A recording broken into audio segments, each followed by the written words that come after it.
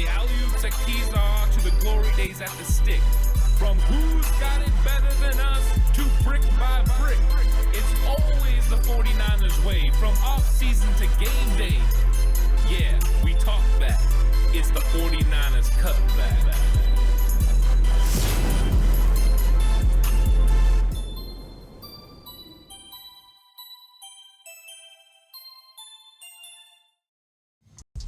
It's 49ers Cutback Podcast time. Welcome to the show. It's time to talk about the potential next big thing, Kalia Gavis. And I know I'm putting a lot on it, calling him the next big thing. But I think when we get into all the conversation about Kalia Gavis, we're going to get a really good idea that he can make a huge impact on the San Francisco 49ers, not only in 2023, but beyond, because he is an absolutely exceptional athlete that has a tremendous amount of skills. And I'm going to go through some of the things that John Lynch has said about him. But Kalia Gavis is one of these red shirt guys that we're going to be talking about as part of the red shirt rundown.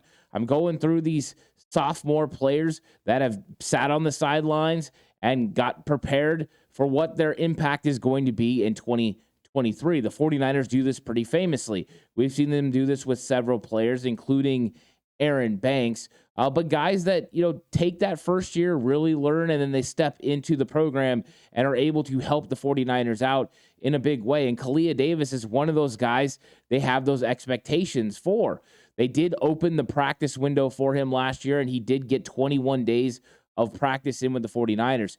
But Kalia Gavis is more interesting than most as far as how they use him, because he was injured.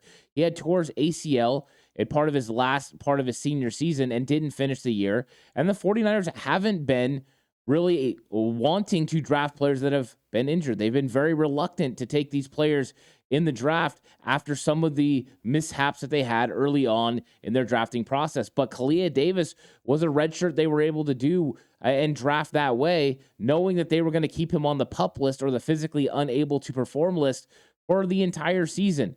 They were able to open his window so he could get that practice like we talked about. But Kalia Gavis is a guy that definitely needed to work on his body, because he played linebacker at UCF, University of Central Florida. He played linebacker, and he ended up putting on weight and moving to defensive tackle. That type of thing doesn't happen very often. In fact, Chris Kacerek said he never coached a player that went from playing stack middle linebacker to playing defensive tackle. So the athletic ability is there, and you see it on the screen every time you watch any of his clips from him playing in college. Of course, we don't really have anything from him in the NFL, because during training camp, he did not work out. He was on the PUP list, so you don't work out with the team. In fact, you're not even around besides being in the facility. So Kalia Gavis hasn't really had a lot of looks or eyes on him. He did in that practice window get some early looks, and he looked fantastic. Reporters were raving about him, coaching staff very excited about what he could be, and John Lynch is expecting a lot from Kalia Gavis in this upcoming season. So why did the 49ers draft Kalia Gavis? Well, Kalia Gavis, this is from John Lynch. Kalia Gavis, he's a guy we see a lot of DJ Jones in. We know how important DJ Jones was to this 49ers defense. That type of explosion, and he had a ACL injury. We're going to take our time and make sure Kalia Gavis is right. So I'm not sure if he'll be ready for the start of the regular season. Of course, we know he wasn't ready for the start of the regular season, and they rested him the entire regular season. He's going to be full go, completely healthy, no concerns about that knee. He said he fits exactly who we want to be a defensive tackle, and we became very fond of him through the process, which we always hear, Kyle Shanahan, John Lynch talk about becoming fond of a player during the process. But they were definitely looking for these explosive kinds of players. That's exactly what they like to do. They expected more explosion out of Javon Kinlaw, but because of the lower half injuries, he hasn't been able to do that. So when they saw Kalia Gavis, they saw a comp for DJ Jones. They had saw the same things with Kinlaw compared to players at DeForest Buckner that they had lost. They're looking for these kinds of comps because they know what players fit their system. So if you find a player that reminds you of a current player, then they're going to fit your system with skill set. Kalia Gavis is absolutely explosive player. He's fun. And John Lynch said this year, a lot of people don't even know who he is. We put a 6th-round draft pick because we really liked his traits. He came back late in the year and practiced. We believe he can help us, but he's got to show that he can. And I think that's the key. He's got to show that he can. But how can he do it? Well, it's real simple. When you have the abilities that Kalia Gavis does, you can make an impact. You can definitely flash. He's a guy that's a one-gapping three technique. So he's a guy that's going to get in there, get explosion, and make some big-time plays in the backfield. He's a penetrator, and that's always really good to watch. He has experience playing in multiple positions along the defensive line. He's able to get in the backfield and get past a lot of offensive guards. Those offensive guards are stagnant. They're not as athletic, yet he's got that athleticism from playing linebacker to be able to bend and get around them, to use quick steps one way, go the other. The change of direction is next level, and that could be a problem for interior offensive linemen in this league, and that's why you got the comparisons to DJ Jones.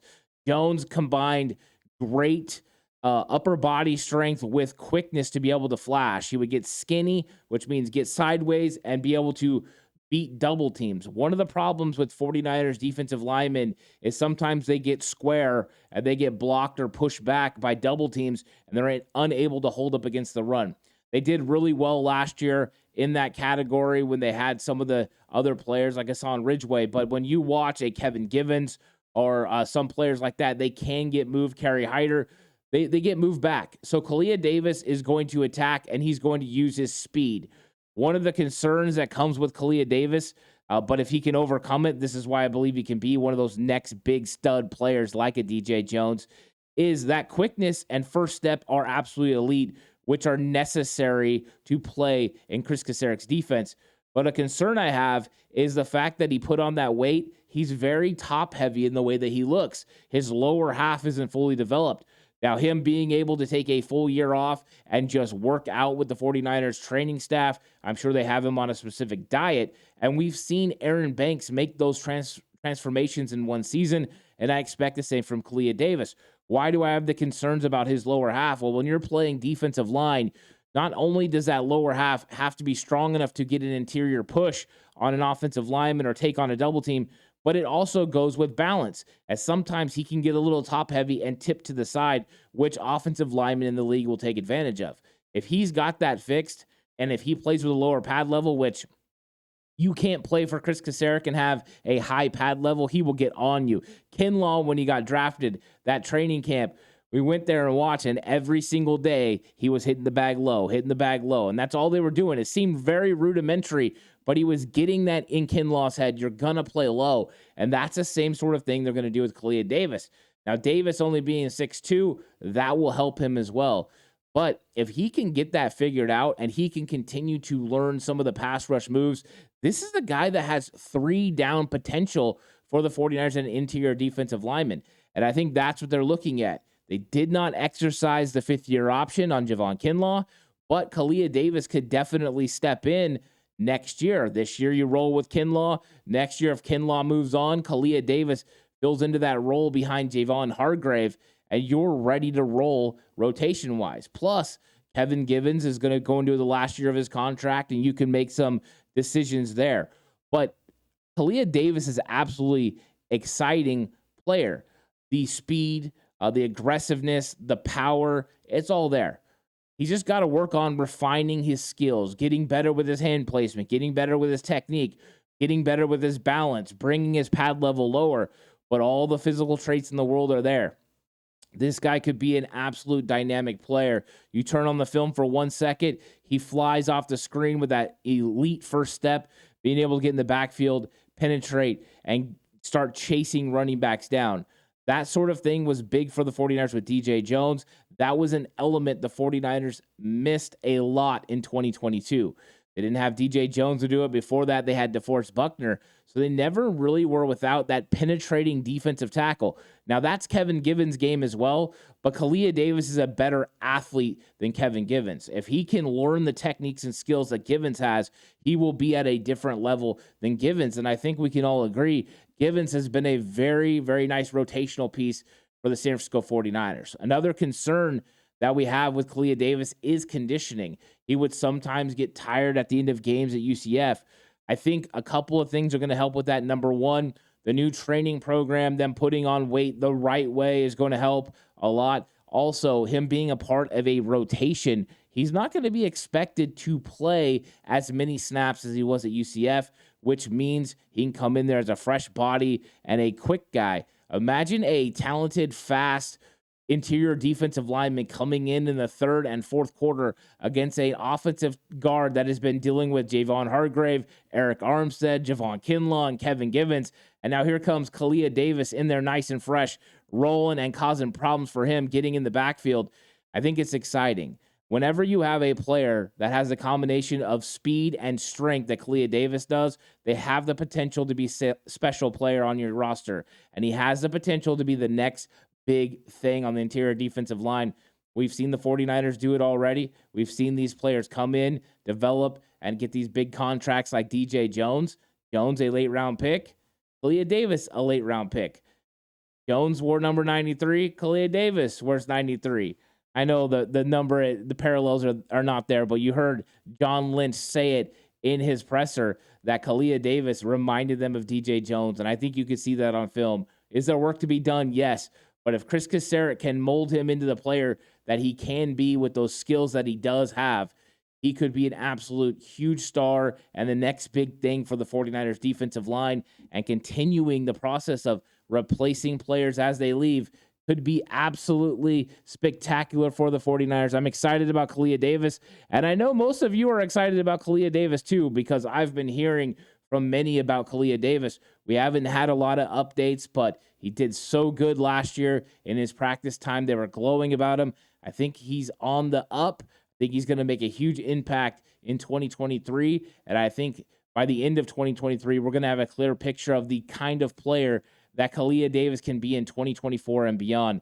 Exciting time for the San Francisco 49ers. Exciting time for Kalia Gavis. Thank you so much for watching. I hope you'll like the video. That will do a lot for the video to help it continue to get more views. And also subscribe to the channel if you haven't already. On the push for 4,000 subs, and we're getting close. We're under 150 away now, so it's coming up faster than even I anticipated. So thank you guys so much that have subscribed. And if you haven't, thank you for subscribing now if you want to. I really appreciate that. And I appreciate everyone for watching. We're going to have plenty more content coming up, especially more red shirt rundowns. Going to go through some more of these players that could potentially have an impact on the 49ers in 2023, and players that can make this roster that maybe come out of nowhere that people don't even know about. So thanks for watching. We'll catch you on the next one, but until then, stay safe, and remember, the right way is always the 49ers way.